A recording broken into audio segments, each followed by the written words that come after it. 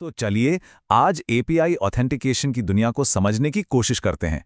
ये एक ऐसा टॉपिक है जो अच्छे अच्छे डेवलपर्स को भी कभी-कभी कंफ्यूज कर देता है, पर फिक्र की कोई बात नहीं, हम इसे एकदम आसान बनाने वाले हैं। JWT, OAuth, single sign on, ये सारे नाम अक्सर एक साथ सुनने को मिलते हैं ना। और ये समझना मुश्किल हो जाता है कि आखिर कौन सी चीज़ क्या काम करती है। अगर कभी इसे लेकर कोई कन्फ्यूजन हुई है तो यकीन मानिए ऐसा सिर्फ आपके साथ नहीं हुआ है। देखिए, इन कॉन्सेप्ट्स को समझने का सबसे अच्छा तरीका है इनकी कहानी को समझना। मतलब समय में थोड़ा पीछे जाकर ये देखना कि ये कैसे एक के बाद एक विकसित हुए। हर एक का जन्म एक खास प्रॉब्लम को सुलझाने के लिए हुआ था, और अगर हम उस प्रॉब्लम को समझ जाएं तो मकसद अपने आप साफ हो जाएगा। तो हमारी कहानी शुरू होती है वेब के शुरुआती दिनों से। उस जमाने में जब इंटरनेट एक बहुत ही सीधी साधी जगह थी और ऑथेंटिकेशन का तरीका भी उतना ही सिंपल था। सबसे पहले आया बेसिक ऑथेंटिकेशन। इसका फंडा एकदम सीधा है। क्लाइंट यानी हमारा ब्राउज़र हर रिक्वेस्ट के साथ यूज़र नेम और पासवर्ड भेजता है। हाँ, इन क्रेडेंशियल्स को बेस 64 में इनकोड किया जाता है, जो बस उन्हें थोड़ा उलझा देता है ताकि कोई सीधे सीधे ना पढ़ पाए। पर असल में ये कोई सिक्योरिटी नहीं है। बेसिक ऑथेंटिकेशन की सबसे बड़ी खूबी ही इसकी सबसे बड़ी खामी है, सिंप्लिसिटी। लेकिन जरा सोचिए, हर रिक्वेस्ट के साथ अपना पासवर्ड भेजना कितना रिस्की है, खासकर बिना HTTPS के। बेसिक 64 को आप एक ऐसा सीक्रेट कोड समझिए जिसे तोड़ने का तरीका सबको पता है। ये बिल्कुल भी सेफ नहीं था। इसी प्रॉब्लम को ठीक करने के लिए आया डाइजेस्ट ऑथेंटिकेशन। इसमें पासवर्ड सीधे भेजने के बजाय सर्वर एक चैलेंज भेजता है और क्लाइंट उस चैलेंज और पासवर्ड को मिलाकर एक हैश यानी एक तरह का डिजिटल फिंगरप्रिंट बनाकर वापस भेजता है। यह पहले से तो ज्यादा सिक्योर था, लेकिन इससे दोनों तरफ कॉम्प्लेक्सिटी भी काफी बढ़ गई। फिर जैसे जैसे वेब और एडवांस हुआ, एक नई चुनौती सामने आई। यूजर्स को याद कैसे रखा जाए। सोचिए, अगर किसी वेबसाइट पर हर पेज पर क्लिक करने के लिए बार बार लॉगिन करना पड़ता तो। बस यहीं से वेब ऐप्स के एक नए दौर की शुरुआत हुई। इसका जवाब था सेशन ऑथेंटिकेशन। इसमें जब कोई लॉगिन करता है तो सर्वर उसके लिए एक सेशन बना लेता है, बिल्कुल किसी क्लब में मिलने वाले एक VIP पास की तरह। ये पास यानी एक सेशन आईडी कुकी के रूप में ब्राउज़र को दे दी जाती है। अब ब्राउज़र हर बार सर्वर के पास जाते हुए वो कुकी दिखाता है और सर्वर उसे पहचान लेता है। लेकिन सेशंस के साथ एक बड़ी दिक्कत थी। सर्वर को हर एक्टिव यूज़र का हिसाब किताब याद रखना पड़ता था, जिसे स्टेटफुल कहते हैं। ये कुछ ऐसा है जैसे कोई बारटेंडर हज़ारों कस्टमर्स का ड्रिंक ऑर्डर याद रखने की कोशिश कर रहा हो। जैसे जैसे भीड़ बढ़ती है, ये काम नामुमकिन सा हो जाता है, खासकर जब कई सारे सर्वर हों। और बस इसी मुश्किल ने ऑथेंटिकेशन की दुनिया में अगली बड़ी क्रांति को जन्म दिया। अब वक्त था स्टेटफुल सेशन से आगे बढ़कर स्टेटलेस टोकन्स की दुनिया में कदम रखने का। टोकन्स का सबसे सिंपल रूप है API की।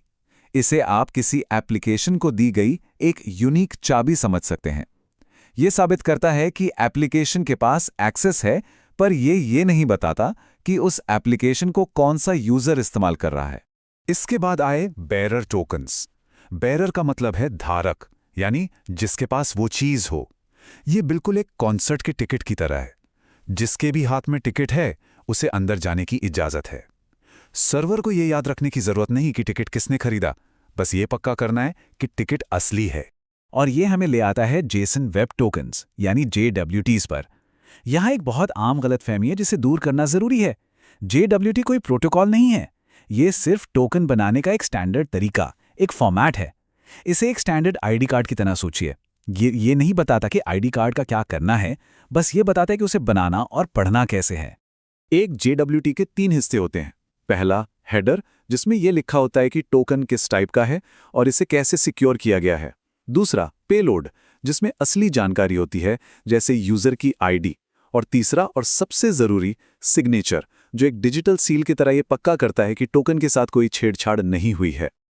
आजकल के सिस्टम्स में हम अक्सर 2 तरह के टोकन इस्तेमाल करते हैं। एक्सेस टोकन एक शॉर्ट टर्म पास की तरह होता है जो कुछ मिनटों या घंटों में एक्सपायर हो जाता है। वहीं रिफ्रेश टोकन एक लॉन्ग टर्म पास की तरह है जिसका इस्तेमाल तब किया जाता है जब पुराना एक्सेस टोकन एक्सपायर हो जाए और एक नए टोकन की जरूरत पड़े। अब कहानी और भी दिलचस्प मोड़ लेती है। तब क्या होता है जब एक एप्लीकेशन को किसी यूजर की तरफ से किसी दूसरे एप्लीकेशन से बात करने की जरूरत पड़ती है। जैसे जब कोई अपने गूगल कॉन्टैक्ट्स को लिंक्डइन में इंपोर्ट करता है। यहीं पर एंट्री होती है OAuth 2.0 की। एक बात ध्यान में रखनी चाहिए, ये ऑथेंटिकेशन नहीं बल्कि एक ऑथराइजेशन फ्रेमवर्क है। इसका मतलब है कि ये इस बारे में है कि आपको क्या करने की अनुमति है, न कि आप कौन हैं। ये बिल्कुल एक वैलेकी की तरह है। वो किसी को गाड़ी चलाने की परमिशन तो देता है, पर घर के अंदर आने की नहीं। तो OAuth हमें ऑथराइजेशन यानी अनुमति तो दे देता है, पर पहचान साबित नहीं करता। इसी कमी को पूरा करता है OpenID कनेक्ट। इसका फॉर्मूला बहुत सिंपल है। OAuth 2.0 में जब एक ID टोकन जोड़ दिया जाता है तो वो OpenID कनेक्ट बन जाता है। ये वैलेकी के साथ साथ अपना ड्राइविंग लाइसेंस दिखाने जैसा है। एक काम करने की अनुमति देता है तो दूसरा आपकी पहचान साबित करता है। और अब इन सब टुकड़ों को जोड़कर हम उस शानदार यूजर एक्सपीरियंस तक पहुंचते हैं जिसे हम सब जानते हैं और पसंद करते हैं, यानी सिंगल साइन ऑन।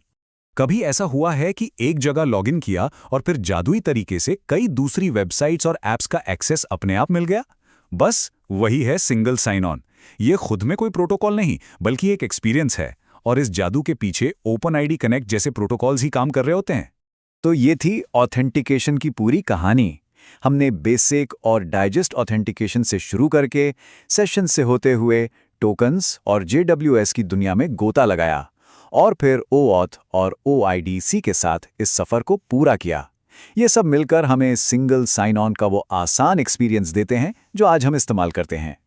तो अब जब ये पूरी तस्वीर साफ हो गई है कि ये सब कैसे एक दूसरे से जुड़े हैं, तो सवाल ये उठता है, किसी के अगले प्रोजेक्ट के लिए कौन सा तरीका सही रहेगा? जवाब हमेशा की तरह इस बात पर निर्भर करता है कि ज़रूरत क्या है। लेकिन हाँ, अब सही सवाल पूछने के लिए ज़रूरी जानकारी ज़रूर मिल गई है।